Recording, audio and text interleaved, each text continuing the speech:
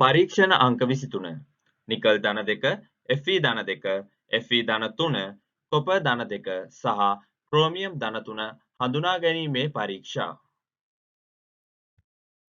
පරීක්ෂණයේ අරමුණු දෙන ලද කැටායන හඳුනා ගැනීමේ පරීක්ෂා සංයෝගවල ද්‍රව්‍යතා වෙනස්කම් භාවිතයෙන් පැහැදිලි කිරීම සමහර කැටායනවල සංකීර්ණ හඳුනා ගැනීම ඩී ගොනුවේ මූලද්‍රව්‍ය සාධන කැටායනවල වර්ණය හඳුනා ගැනීම අවශ්‍ය උපකරණ හා රසායන ද්‍රව්‍ය මෙසේ දැක්විය හැක.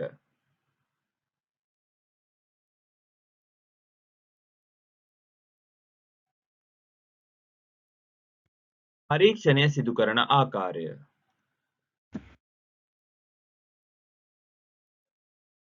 ප්‍රථමයෙන්ම ඔබට තනුක සෝඩියම් හයිඩ්‍රොක්සයිඩ් ජලීය ද්‍රාවණයක් සපයා ඇත.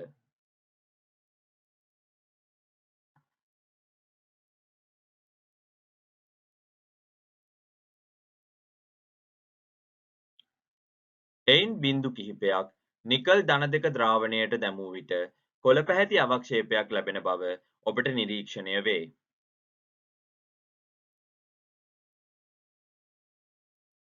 ෆෙරස් අයන ද්‍රාවණයේදී කැතකොළ අවක්ෂේපයක් ලැබේ. ෆෙරික් අයන ද්‍රාවණයේදී රතු දුඹුරු අවක්ෂේපයක් ලැබේ.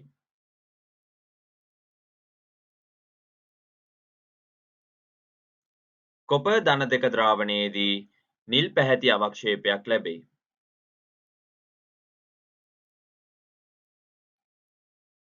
ක්‍රෝමියම් ධන 3 ද්‍රාවණයේදී නිල් කොළ අවක්ෂේපයක් ලැබේ.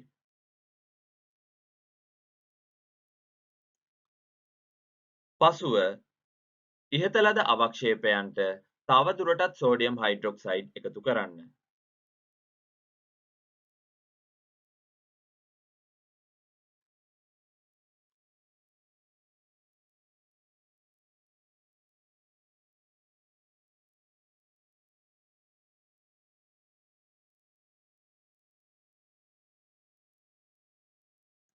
නිකල් ධන 2 සඳහා කිසිදු වෙනසක් සිදු වී නැත.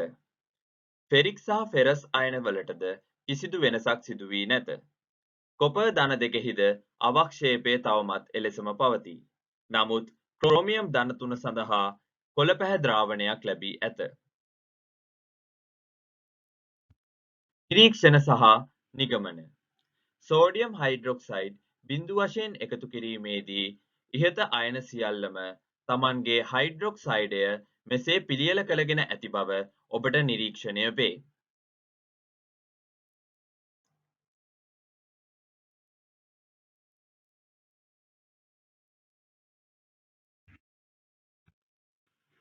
සෝඩියම් හයිඩ්‍රොක්සයිඩ් තවදුරටත් එකතු කිරීමේදී නිකල් ධන 2 Fe ධන 2 Fe ධන 3 කොපර් ධන 2 අවක්ෂේපයන්හි කිසිදු වෙනසක් සිදු නොවන බව ඔබට නිරීක්ෂණය වේ. නමුත් ක්‍රෝමියම් ධන 3 අවක්ෂේපය ක්‍රමයෙන් දිය වී ගොස් කොළ පැහැ ද්‍රාවණයක් ලැබෙන බව ඔබට නිරීක්ෂණය වේ. මෙයට හේතුව වන්නේ මෙම සංකීර්ණය සෑදීමයි.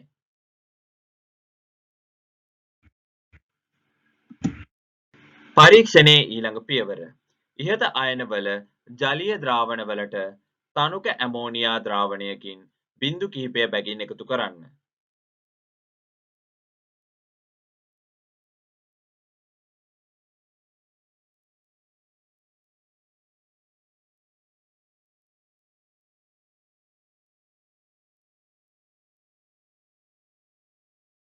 එවිට නිකල් ධන 2 කොළ පැහැයට හුරු අවක්ෂේපයක් ලබා දෙන බව පැහැදිලි වේ. ෆෙරස් අයන ද්‍රාවණය කොළ පැහැති අවක්ෂේපයක් ලබා දෙයි.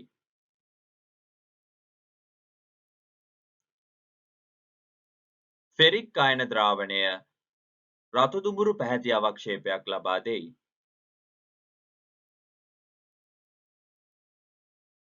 කොපර් ධන 2 අයන ද්‍රාවණය නිල් පැහැති අවක්ෂේපයක් ලබා දෙයි. ක්‍රෝමියම් ධන 3 අයන ද්‍රාවණය නිල් කොළ අවක්ෂේපයක් ලබා දෙයි. මින්පසු ඉහත ලද අවක්ෂේපයන්ට තවදුරටත් තනුක ඇමෝනියා ද්‍රාවණයෙන් බිංදු කිහිපය බැගින් එකතු කරන්න.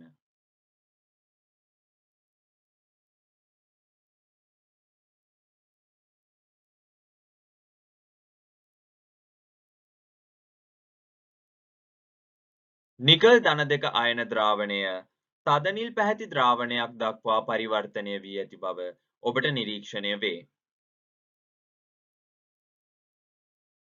පෙර සයන ද්‍රාවණයේ අවක්ෂේපයේ කිසිදු වෙනසක් සිදු නොවී ඇති බව ඔබට නිරීක්ෂණය වේ.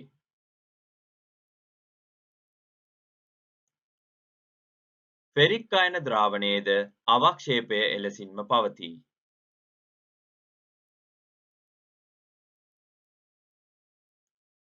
කොපර් ධන දෙක අයන ද්‍රාවණයද තද නිල් පැහැති ද්‍රාවණයක් බවට පරිවර්තනය වී ඇති බව ඔබට නිරීක්ෂණය වේ.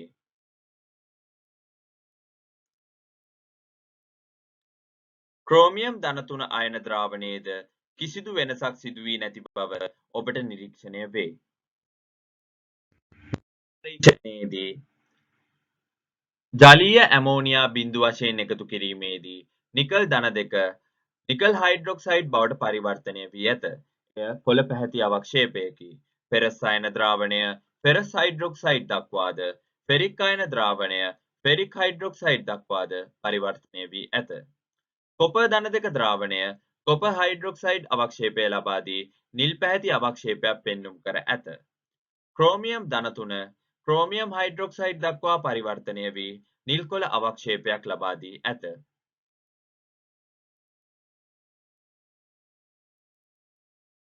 පරීක්ෂණයේ දෙවැනි පියවරේදී ඇමෝනියා තවදුරටත් එකතු කරන විට නිකල් ධන දෙක සහ කොපර් ධන දෙක පමණක් තද නිල් පැහැති ද්‍රාවණ ලබා දී ඇත.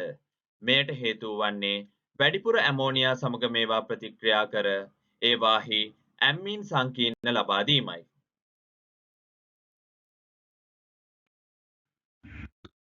පරීක්ෂණයේ තුන්වෙනි පියවර පොටෑසියම් ෆෙරිසයනයිඩ් ද්‍රාවණයක් ෆෙරික් අයන ද්‍රාවණයට සහ ෆෙරස් අයන ද්‍රාවණයට එකතු කරන්න.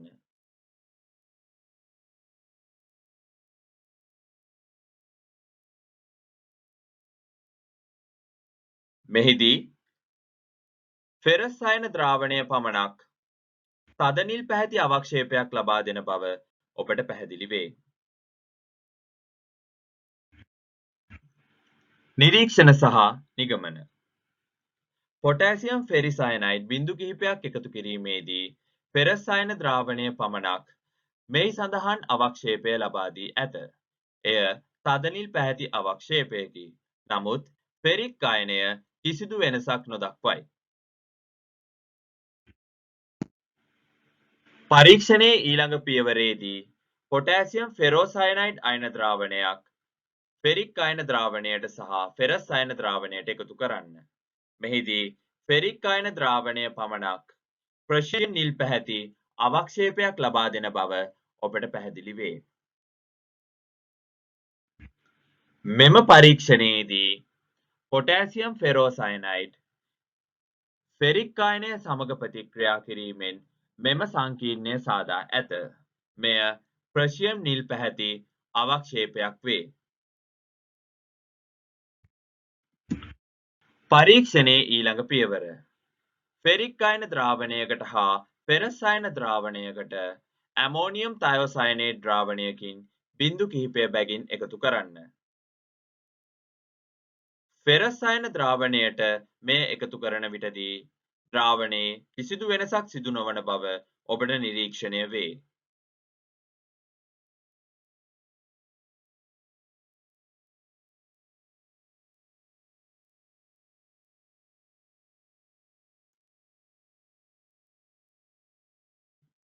නමුත් ෆෙරික් අයන ද්‍රාවණයට මේ එකතු කිරීමේදී ලේ රතු පැහැති ද්‍රාවණයක් ලැබෙන බව ඔබට නිරීක්ෂණය වේ.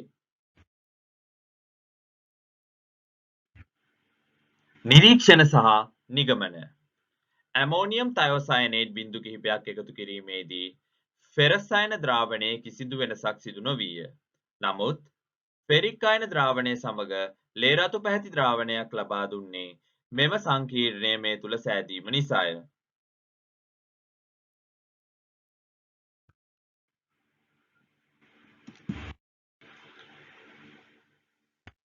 පරීක්ෂණයේ ඊළඟ පියවර.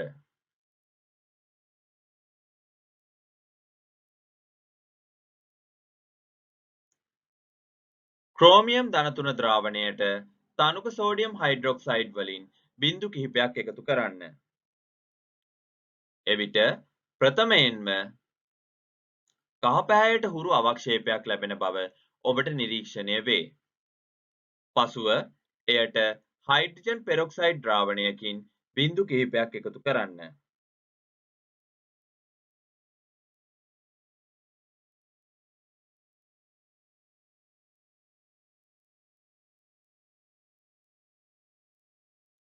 එවිට අවක්ෂේපය ක්‍රමයෙන් දිය වී ගොස් කහ පැහැති ද්‍රාවණයක් ලැබෙන බව ඔබට නිරීක්ෂණය වේ.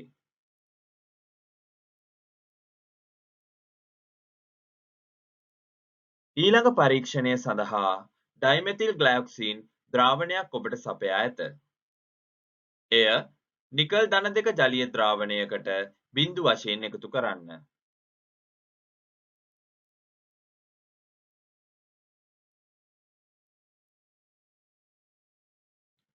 එවිට රෝස පැහැයට හුරු අවක්ෂේපයක් ලැබෙන බව ඔබට නිරීක්ෂණය වේ.